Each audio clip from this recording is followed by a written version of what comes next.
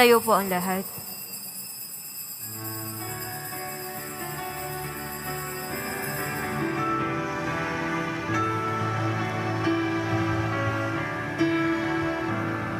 Magpuri kayo sa Panginoong Diyos, lahat ng santinakpan.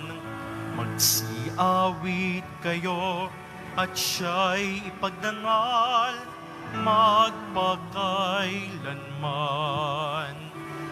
Magpuri kayo, mga anghel ng Diyos, sa Panginoong may kapal. Magpuri kayo, mga langit, sa Diyos na sa inyo lumikha. Magpuri kayo sa Panginoong Diyos, lahat ng santinakpan. Magsiawit kayo at siya'y ipagdangal magpakailanman. Sa ngalan ng Ama at Anak at ng Espiritu Santo, Amen. sumainyo ang Panginoon. At sumaiyo rin. Mga kapatid, ialay natin yung misang ito para sa ating mga intensyon at sa lakat ng tao nanonood, Facebook Live, Quiapo Church, and for all those who have requested me to pray during this Holy Mass para magkaroon tayo maraming biyaya ni Pugong Jesus Nazareno sa pamagitan ng itong misa. Mga kapatid, aminin natin ang ating mga kasalanan upang tayo maging marapat gumanap sa banal na pagdiriwang. Inamin ko Sa makapangyarihang Diyos at sa inyo mga kapatid, na lubha akong nagkasala sa isip, sa salita at sa gawa, at sa aking pagkukulang. Kaya isinasamo ko sa mahal na Birheng Maria, sa lahat ng mga anghel at mga banal, at sa inyo mga kapatid, na ako'y ipanalangin sa Panginoong ating Diyos. kaawan tayo ng makapangyarihan Diyos, patawarin tayo sa ating mga kasalanan at patunubayan tayo sa buhay na walang hanggan. Amen. Panginoon, kaawaan mo kami.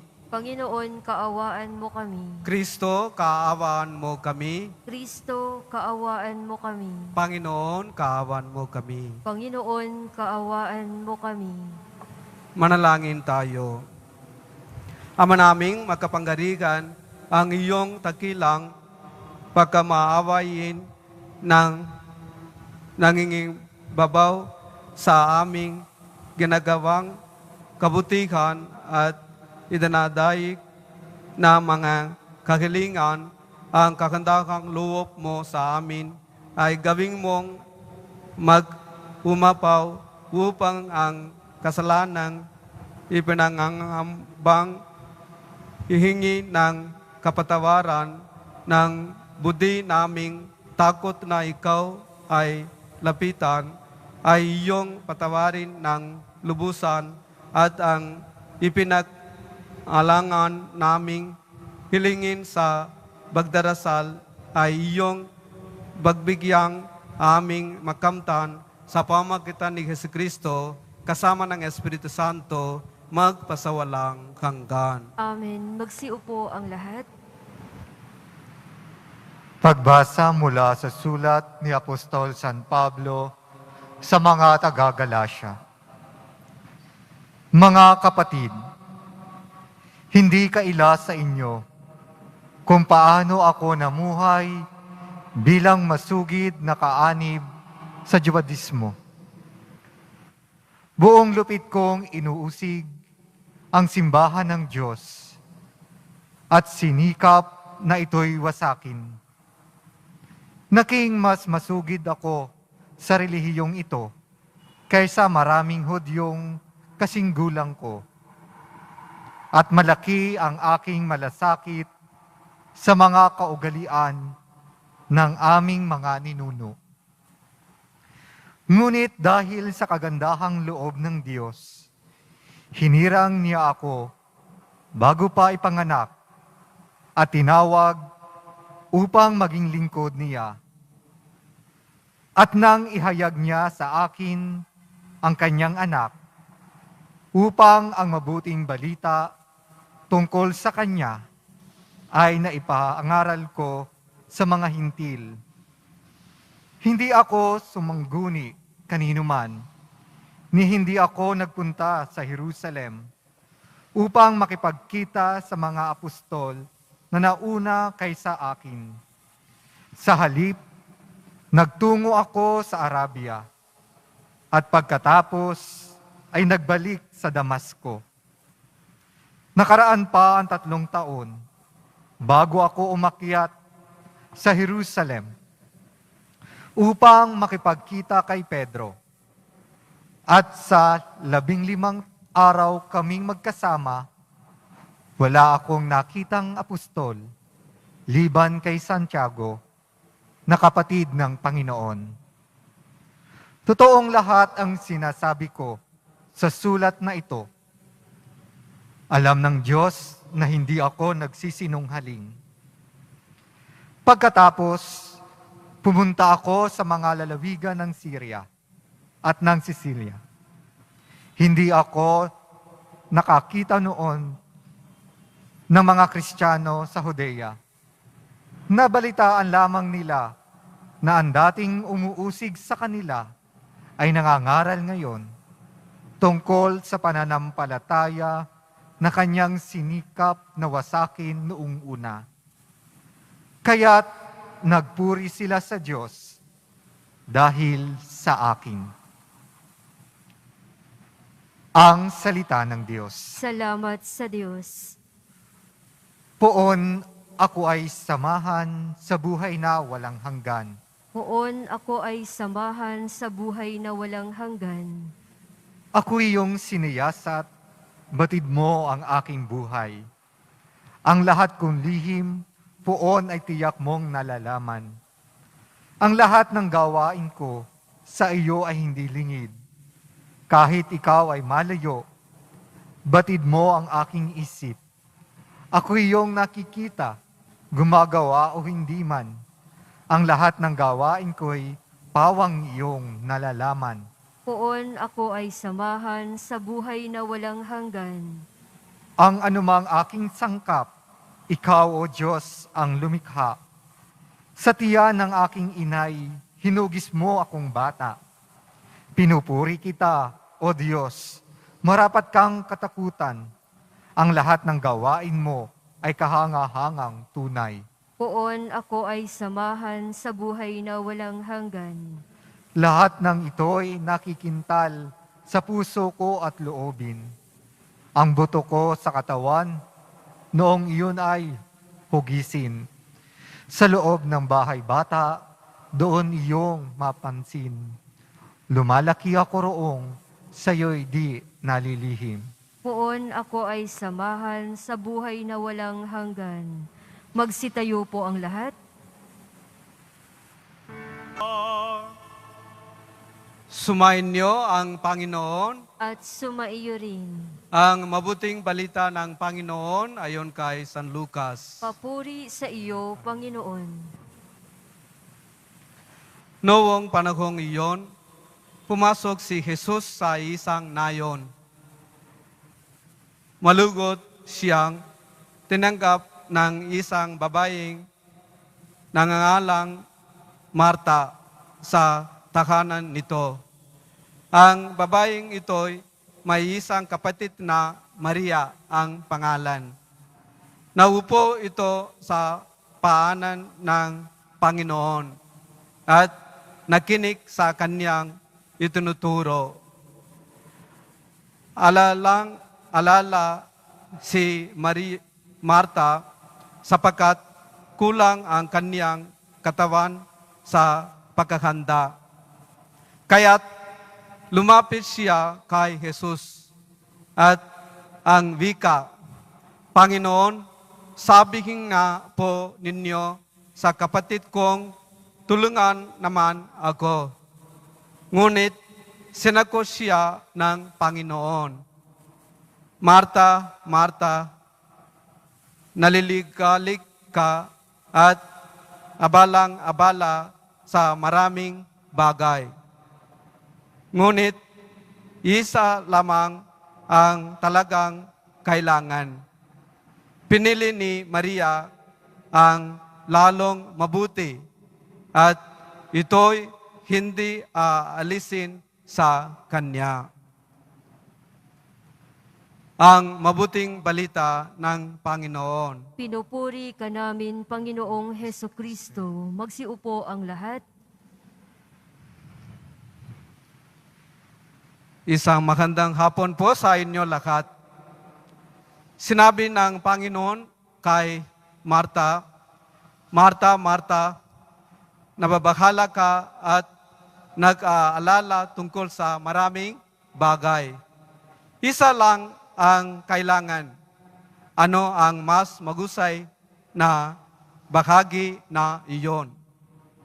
Ang pagtanggap sa panauhin na may paasikaso na tinatawag na mabuting pakikitungo, iyon ay pakikinig sa salita ng Diyos na nagbibigay ng oras para sa iba, umaabot sa iba.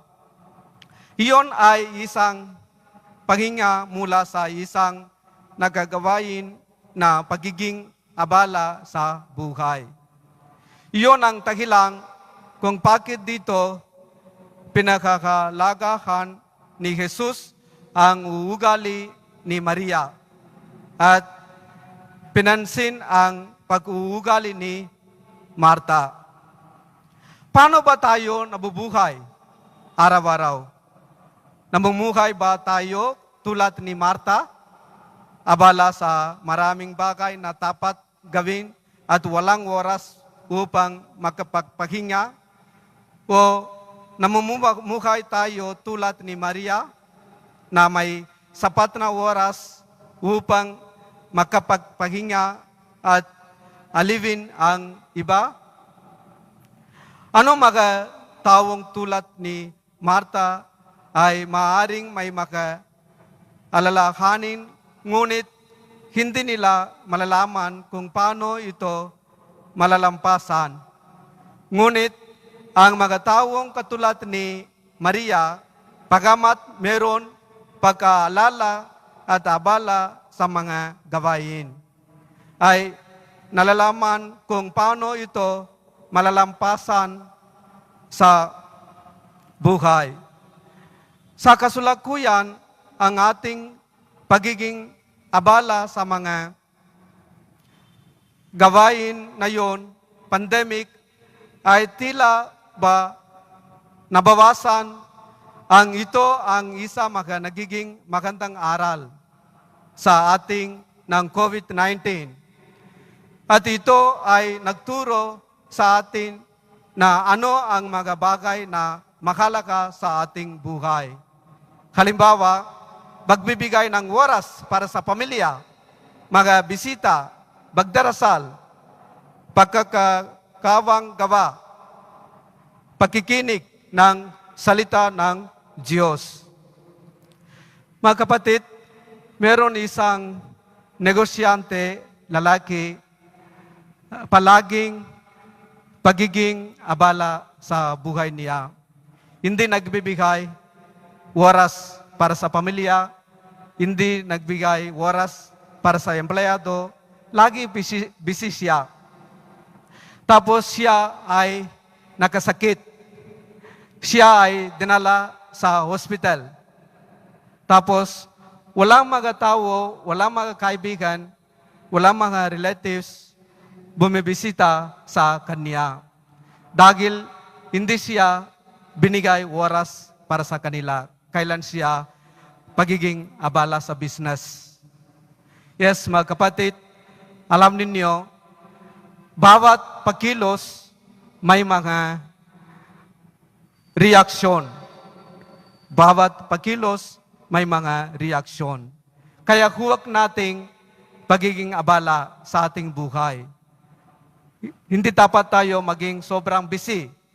Kasi alam niyo meron magandang phrase sa English, too much of anything, good for nothing. too much of anything, good for nothing. Hindi dapat tayo maging sobrang busy. Dapat makapagpahinga, bigay oras para sa pamilya, para mga kaibigan, mga relatives, mga kapitbahay. Bigay natin oras, dahan-dahan tayo. Pagkadahan-dahan tayo sa buhay, sigurado tayo makakaroon tayo kapayapaan sa ating buhay. Pagkabilis-bilis, agad-agad, tapos abala-bala, paging abala-bala sa buhay, hindi tayo sigurado pagka makaroon ba tayo kapayapaan sa ating buhay. Kaya dahan-dahan tayo sa ating buhay para makaroon tayo ang kapayapaan ni Jesus sa ating buhay. Amen. Magsitayo po ang lahat.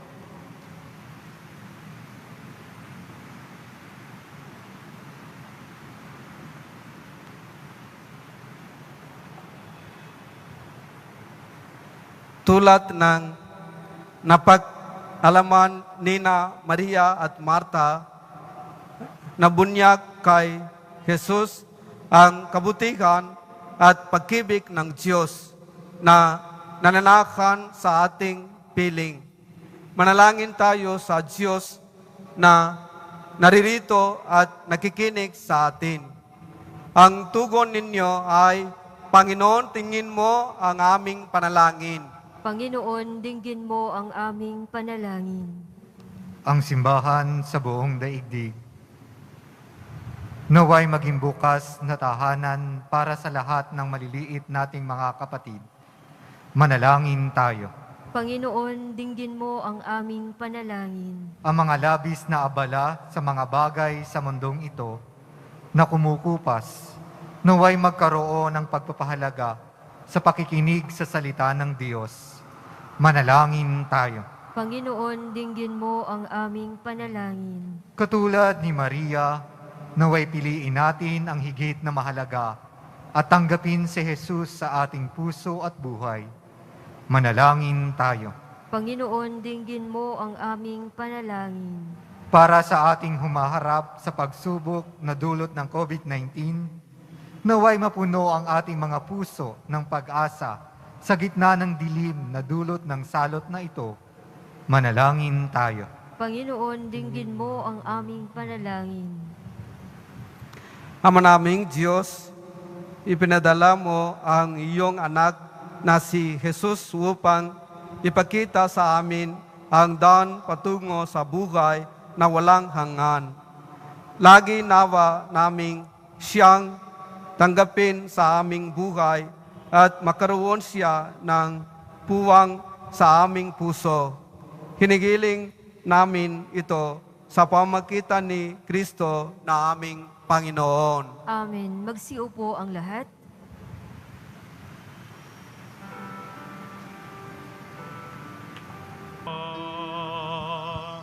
Magsitayo po ang lahat.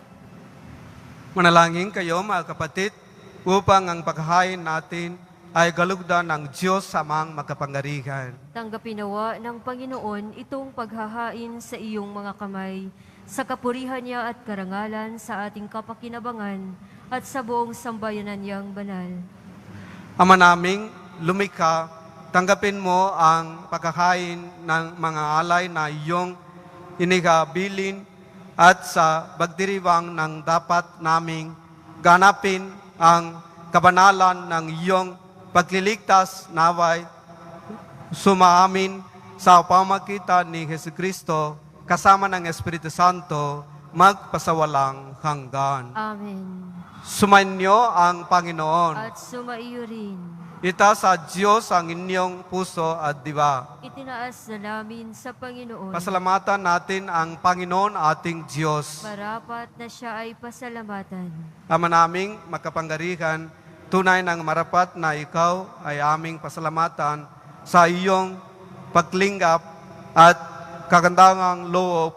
Ang tawo'y nilikha mo't pinangangasiwa sa sansinukop sa hanggat mong siya'y iwastong lubos.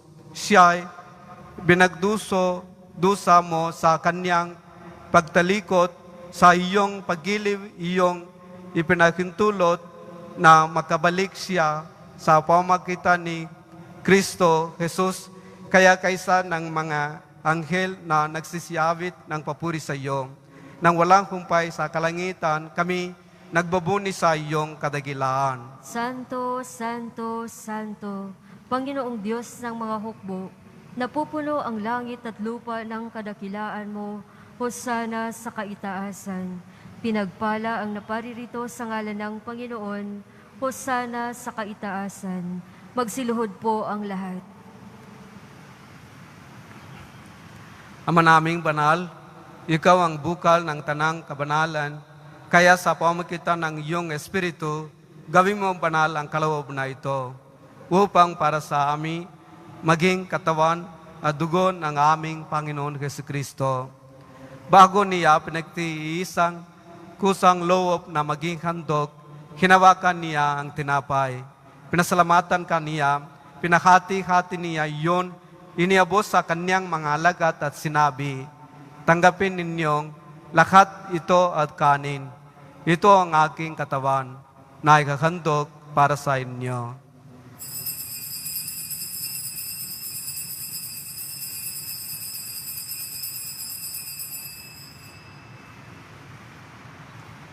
Gayon din naman, noong matapos ang hapunan, hinawakan niya ang kalis.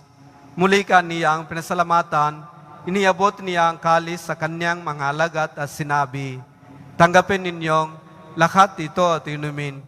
Ito ang kalis ng aking dugo, ng bagot walang hanggang tipan. Ang aking dugo na ibubuhos para sa inyo at para sa lahat. Sa kapagpapatawat ng mga kasalanan, gawin ninyo ito sa pagkalala sa akin.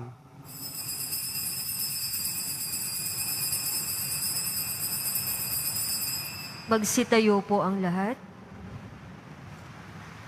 Ibagbuni natin ang misteryo ng pananampalataya. Si Kristo ay gunitain, sarili ay inihain, bilang pagkait inumin, pinagsasaluhan natin hanggang sa siya'y dumating. Ang mga ginagawa namin na yon ang pagkalala sa pagkamatay at muling pagkabuhay ng iyong anak, kaya't iniaalay namin sa iyo ang tinapay na nagbibigay buhay at ang kalis na kakaloob ng kaligtasan. Kami nagpapasalamat dahil kami iyong minarapat na tumayo sa harap mo para maglinggo sa iyo. Isinasamo namin kami magsasalo-salo sa katawan at dugo ni Kristo ay mabuklo sa pagkakaisa sa pamamagitan ng Espiritu Santo. Amalingapin mo ang iyong simbakang laganap sa buong daigdig. Puspusin mo kami sa pagkibig kaysa ni Francisco na aming Papa, ni Broderick na aming tagapangasiwa at ng tanang kaparian. Alalahanin mo rin ng mga kapatid namin naghimlay nang may pagkasang sila'y muling mabubuhay, gayon din ang lahat ng mga pumanaw. Kawan mo sila at patuloyin sa iyong kaliwanagan. Kawan mo at maging tapatin kami lahat na magkasalo sa iyong buhay na walang wakas. Kaysa ng mahal na Birheng Maria na ina ng Diyos, kaysa ng mga apostol at San Juan Bautista at ng lahat ng mga banal na namugay dito sa daigdig na kalugot-lugot sa iyo. May bagdiwang nawa namin ang pagpupuri sa kararangal mo sa pamamagitan ng iyong anak na aming Panginoon Jesucristo. Sa pamamagitan ni Kristo, kasama niya sa Kanya, ang lahat ng parangal at papuri ay sa iyo, Diyos Amang makapangyarihan, kasama ng Espiritu Santo, magpasawalang hanggan. Amen. Amen. Amen.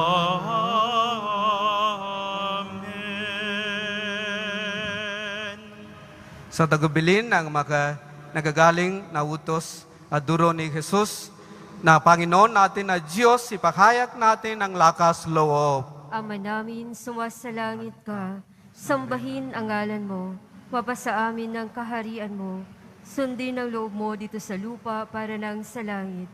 Bigyan mo kami ngayon ng aming kakanin sa araw-araw at patawarin mo kami sa aming mga sala para ng pagpapatawad namin sa nagkakasala sa amin.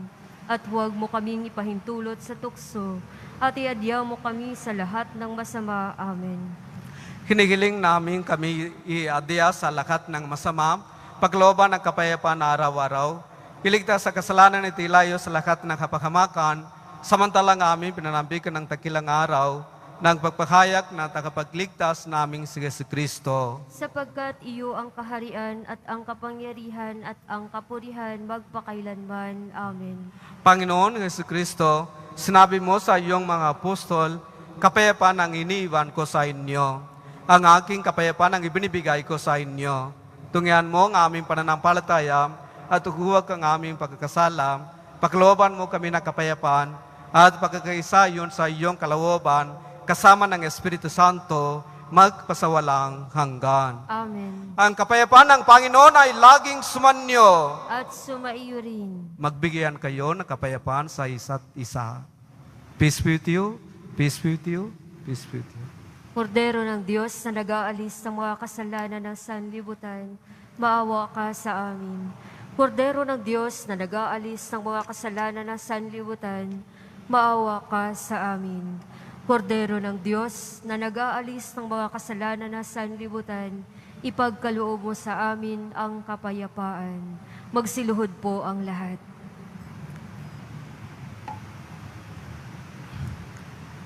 Ito ang kordero ng Diyos. Ito ang nag-aalis ng kasalanan ng sanlibutan.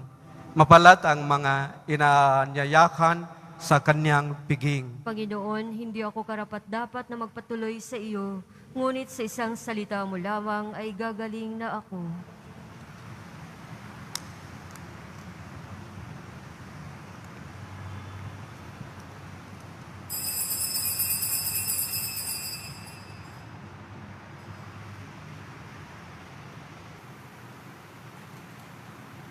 Magsitayo po ang lahat. Manalangin tayo.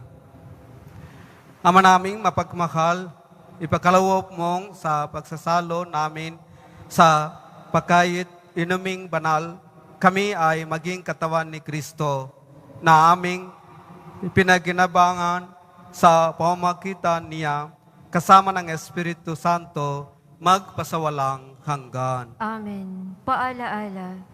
Pagkatapos po ng misa, babasbasan po ang lahat ng banal na tubig. Pinapakiusap po sa lahat na manatili lamang po kayo sa inyong lugar. Pagkatapos ng pagbabasbas, mangyari lamang po na maupo muna ang lahat ng nasa loob ng simbahan at hintayin pong banggitin ang kulay ng inyong upuan bago po kayo lumabas ng simbahan. Nang sa ganon, maiwasan ang siksikan sa mga pinto ng simbahan. Maraming salamat po sa muling pagbisita sa dambana ng Poong Jesus Nazareno. Panalangin kay San Roque. O pinagpalang San Roque, pinta kasi na mga may karamdaman, lingapan pin mo po ang aming mga kapatid na nasa banik ng karamdaman. Ang iyong pamagitan ay sadyang magkapanggarigan na nuwong ikay narito pa sa daigdig. Marami ang gumaling dahil sa pag-aantanta mo sa kanila ng kamahal-mahalang krus na iyong ikay niluwalhati na diyan sa langit. Nananalig kaming ang iyong pamagitan ay lubhang magaling. Ialay mo po sa Panginoon Diyos yaring aming mga hinaing at sa tulong po ninyo ay magkamit ang kagalingan ng aming kaluluwa at katawan. Pagundahan sa mga hirap at sakit ng Panginoon Jesucristo at iyo pong mga panalangin. Amen. Senior San Roque, ipanalangin mo po kami upang kami maiadya sa salot na COVID-19 at sa mga karamdaman ng katawan at kaluluwa. Senior San Roque, ipanalangin mo po kami upang kami may adya sa salot na COVID-19 at sa mga karamdaman ng katawan at kaluluwa. Senior San Roque, ipanalangin mo po kami upang kami may adya sa salot na COVID-19 at sa mga karamdaman ng katawan at kaluluwa. Mga kapatid, magbabasbas tayo para sa lahat mga deboto ni Poong Jesus Nazareno. Sumanyo ang Panginoon. At sumaiyo rin. Mahal na Poong Jesus Nazareno, inihayag mo sa pamamagitan ng krus ang walang maliw na pag-ibig ng Diyos sa sangkatauhan. Pakinggan mo ang kahilingan ng iyong angkan na nagsusumamo sa iyo. Makamtan nawa nila ang iyong katagunan at tanggapin ang kasagutan na may utang na loob na tinatanaw. Basbasan din po ninyo ang mga dala-dala nilang mga imahen at dasalan sa pamagitan ng bendisyon na ito. Naaway, maalala nila ang mga pangako nila noong sa binyag na ikaw ang kanilang iibigin. At paglilingkurang bilang Panginoon, magpasawalang hanggan. Amen. Pagpalayan kayo na magkapangyarihan Diyos, Ama, Anak, at Espiritu Santo. Amen. Humayo kayong taglay ang kapayapaan ng Poong Jesus Nazareno. Salamat sa Diyos.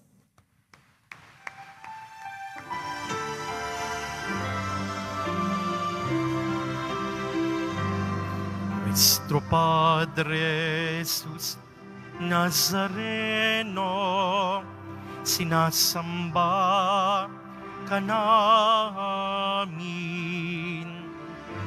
Pinipintungo ka namin.